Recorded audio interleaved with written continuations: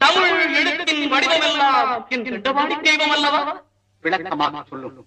தமிழ் மொழியில் உயிரெழுத்துக்கள் எத்தனை? ஆ முதல் அவ்வரை 12. என் ஐயன் ஆறுவனுக்கும் கண்கள் 12. தமிழ் எழுத்துக்களை இனமாக பிரித்தால் 3 இனம். என்னென்ன? பல்லினம், மெல்லினம், இடை.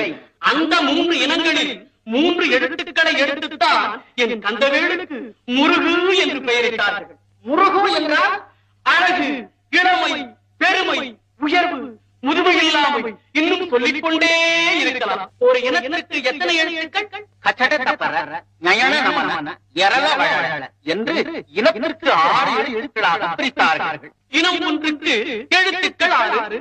என் கந்தனுக்கும் சிரங்கள் 6. சிங்காரவேலனுக்கு சிரமும் கரமும் சேர்த்தால் 18. தமிழ் மொழியில் மெய்யெழுத்தும் 18. மொழியில் மட்டுமா? பார்க்கும் இடமெங்கும் நீக்க